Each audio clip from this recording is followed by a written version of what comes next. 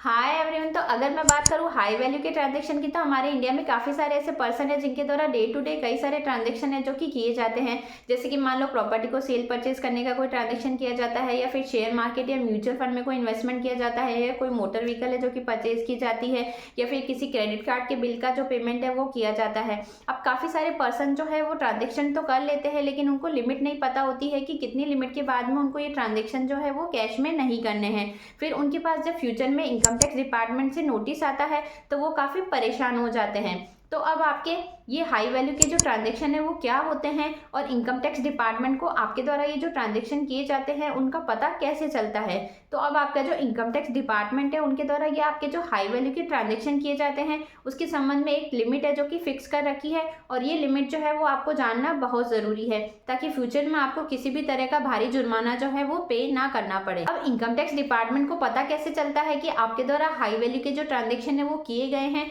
तो पहले तो क्या होता था कि जो बैंक होती थी या कंपनी होती थी या जो आपका रजिस्ट्रार या सब रजिस्ट्रार होता था वो इनकम टैक्स डिपार्टमेंट जो है उसको इन्फॉर्म करता था। लेकिन अब आपके AIS और 26AS जो है उसमें ये सारी इन्फॉर्मेशन जो है वो शो हो जाती है।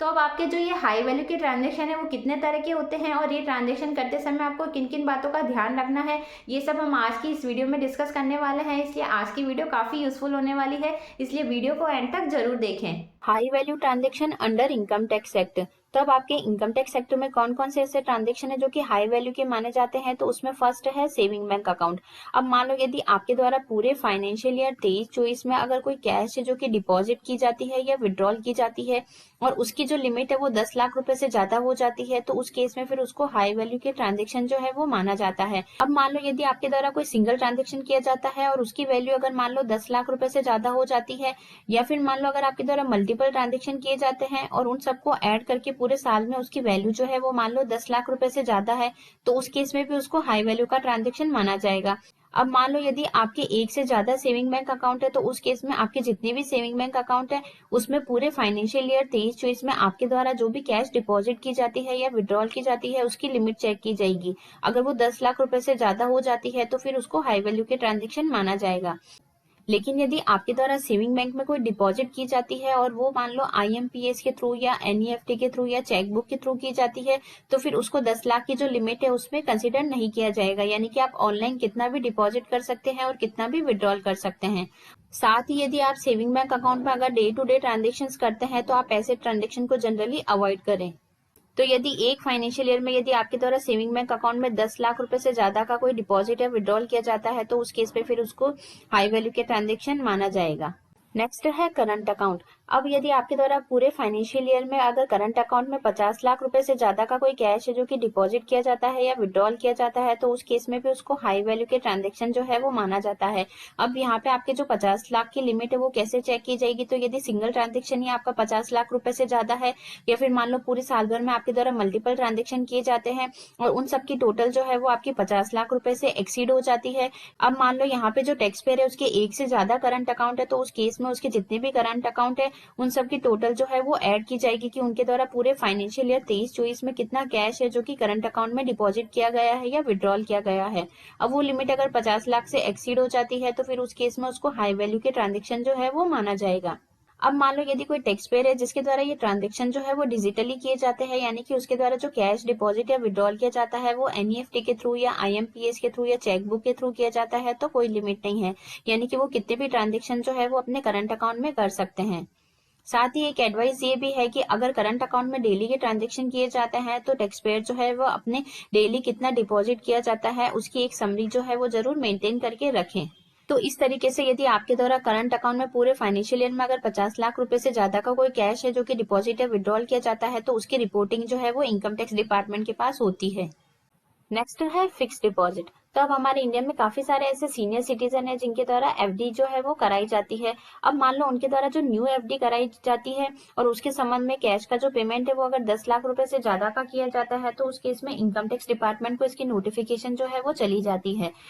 अब यदि मान लो अगर एग्जिस्टिंग एफडी है और उसको रिन्यूअल कराया जाता है तो उसमें कोई प्रॉब्लम नहीं है, या फिर मान लो कोई पर्सन है जिसके सेविंग अकाउंट में कोई बैलेंस है और उसको अगर ट्रांसफर कर दिया जाता है एफडी में तो भी कोई दिक्कत नहीं है। अब मान लो जो पर्सन है उनके द्वारा कोई एफडी कराई जाती है और उस एफडी पे जो इंटरेस्ट इनकम मिलती है वो 40,000 रुपए से ज्यादा है, तो उस केस में फिर टीडीएस जो है वो डिडक्ट किया जाता है। और सीनियर सिटीजन है, अगर उनको जो इंटरेस्ट इनकम मिल रही है वो 50,000 रुपए से ज्यादा है तो फिर उस पर टीडीएस जो है वो डिडक्ट किया जाता है। तो अब आपका जो ये टीडीएस डिडक्ट किया जाता है वो आपके 26 सीएस में, आपके टीआईएस में और आपके एआईएस जो है उसमें भी शो होता है। तो इससे भी इनकम टैक्स डिपार्टमेंट जो है उसको पता चल जाता है कि आपके द्वारा हाई वैल्यू के जो ट्रांजेक्शन है वो किए गए हैं। अब काफी सारे पर्सन है जिनको इनकम टैक्स डिपार्टमेंट की तरफ से नोटिस जो है वो इशू किए जा रहे हैं, क्योंकि उनके द्वारा क्या किया जाता है कि जो सेविंग बैंक अकाउंट से इंटरेस्ट इनकम मिलती है या एफडी की जो इंटरेस्ट इनकम है वो अपने आईटीआर जो है उसमें शो नहीं करते हैं। तो आपको ये मिस्टेक बिल्कुल भी नहीं करनी है, क्योंकि आप इस इनकम को अपने रिटर्न में शो करके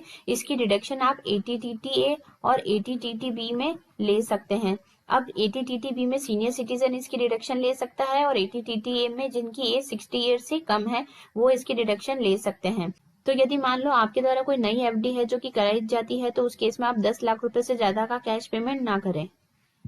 नेक्स्ट है परचेज और सेल ऑफ इमूवेबल प्रॉपर्टी। अब मान लो यदि आपके द्वारा फाइनेंशियल ईयर 23-24 है, उसमें अगर कोई प्रॉपर्टी है जो कि सेल की जाती है और परचेज की जाती है, अब उसकी स्टैम्प ड्यूटी वैल्यू जो है वो मान लो 30 लाख रुपए से ज्यादा हो जाती है, और ये जो प्रॉपर्टी आपके द्वारा सेल या परचेज की जाती है ये आपके द्वारा कैश में की जाती है, तो उस केस में भी ये हाई वैल्यू के ट्रांजेक्शन माने जाते हैं। और इसकी रिपोर्टिंग जो है वो आपका जो रजिस्ट्रार होता है या जो सब रजिस्ट्रार होता है जहाँ पे आपके द्वारा प्रॉपर्टी जो है उसको रजिस्टर किया गया है उसके द्वारा फॉर्म 1216A में इसकी इन्फॉर्मेशन जो है वो इनकम टैक्स डिपार्टमेंट को सेंड की जाती है। तो इस तरीके से भी इनकम टैक्स डिपार्टमेंट को पता चल जाता है कि आपके द्वारा हाई वैल्यू के जो ट्रांजेक्शन है वो किए गए हैं। अब मान लो यदि आपके द्वारा जो ये प्रॉपर्टी परचेज की जाती है या सेल की जाती है इसकी वैल्यू अगर 50 लाख रुपए से ज्यादा की होती है तो उस केस में फिर आपका 1% से टीडीएस या टीसीएस जो है वो डिडक्ट किया जाता है। अब जैसे ही आपका टीडीएस डिडक्ट किया जाता है तो ये आपकी एआईएस में आपके 26 सीएस जो है उसमें शो होता है। तो यहाँ से भी इनकम टैक्स डिपार्टमेंट जो है वो ट्रैक कर लेता है कि आपके द्वारा हाई वैल्यू के जो ट्रांजेक्शन है वो किए गए हैं। अब एक चीज आपको ध्यान रखनी है कि अगर आपके द्वारा कोई प्रॉपर्टी है जो कि सेल की जाती है या परचेज की जाती है तो उस केस में अगर आपको कोई शॉर्ट टर्म या लॉन्ग टर्म कैपिटल गेन हो रहा है तो वो आप अपने आईटीआर जो है उसमें डिस्क्लोज जरूर करें। अदरवाइज यदि मान लो आपके द्वारा अपने रिटर्न में ये इनकम डिस्क्लोज नहीं की जाती है तो आपके पास इनकम टैक्स डिपार्टमेंट की तरफ से नोटिस इशू किया जा सकता है। तो रिसेंटली आपके बजट 2024 में जो प्रॉपर्टी पे जो टीडीएस डिडक्ट किया जाता है उस पे एक मेजर चेंजेस है जो कि किया गया है। अब यहाँ पे जो आपका टीडीएस डिडक्ट किया जाता है तो उसके लिए आपको प्रॉपर्टी की जो एग्रीगेट वैल्यू है वो कंसीडर करनी है, ना कि आपको प्रॉपर्टी की जो वैल्यू है वो सेलर या बायर वाइज कंसीडर करनी है।